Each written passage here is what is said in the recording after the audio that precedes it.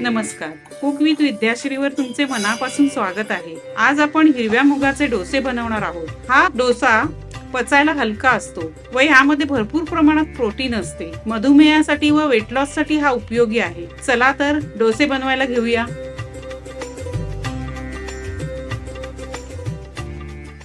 प्रथम हे मूग 8 तास भिजत घालायचे किंवा रात्री भिजत घालायचे. नंतर पाणी काढून असे मी फडक्यात बांधले आहेत. तर बघा कसे मुगाला छान मोड आले आहेत. जर तुम्हाला मोड काढायचे नाही तरी चालेल. मोड न काढता पण हे डोसे तुम्ही बनवू शकता.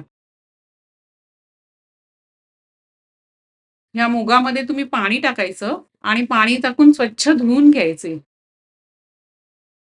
चाळणीवर टाकलेत मी, म्हणजे 2-3 वेळा तरी धुवून घेतलेत. मग ते निथळेपर्यंत उडदाची डाळ भाजून घ्यायची. ही गोटा डाळ मी घेतलीये, तुम्ही साधी घेतलीत तरी चालेल. आणि ती भाजून झाल्यावर मिक्सर मध्ये फिरवून घ्यायची. त्यानंतर एक कांदा घ्यायचा, कांदा बारीक चिरायचा. कांदा बारीक चिरून झाला नंतर मग एक आल्याचा 1 इंचाचा तुकडा घ्यायचा, त्याच्या वरची साल काढायची आणि ते आलं स्वच्छ करायचं. त्यानंतर 4-5 लसूण घ्यायचे, ते बारीक कापायचे आणि आलंही बारीक कापायचं. मिरची घ्यायची, तुम्हाला किती तिखट पाहिजे त्याप्रमाणे तुम्ही मिरच्या घेऊ शकता. आता एक मिक्सरचं भांडं घ्यायचं आणि त्यामध्ये मोड आलेली मूग, मिरची, लसूण, कांदा आणि आलं असं सगळं टाकून मिक्सरमध्ये वाटून घ्यायचं. नंतर एक बाउल घ्यायचं आणि त्याच्यामध्ये हे मिश्रण ओतायचं. ओतून झालं की 3 चमचे उडदाची डाळ, 3 चमचे चण्याचं पीठ, तसंच 2 चमचे तांदळाचं पीठ असं सगळं टाकून मिक्स करायचं त्याच्यामध्ये. विक्सने मिक्स करते मी, तुमच्याजवळ जर चमचा असेल तर चमच्याने करा.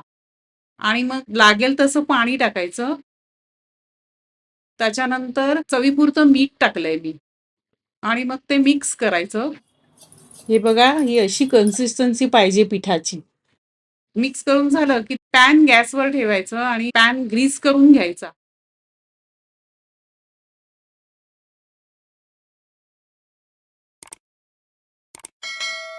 आणि त्याच्यावर 1 चमचा मिश्रण ओतायचं आणि फिरवायचं गोल. त्यानंतर मी हा बटर लावतीये. बटर लावून झाल्यावर उलट-सुलट करायचा. बघा कसा छान झालाय डोसा. कारण दोन्ही बाजूने भाजला तरच चांगला लागतो. असा खरपूस भाजून घ्यायचा. किती छान झालाय बघा. पण हा नाश्ता लगेचच खायला चांगला असतो, कारण हे डोसे नंतर मग नरम पडतात. गरम-गरमच खाल्ले तर छान लागतात. आणि असेच सगळे डोसे करून घ्यायचे.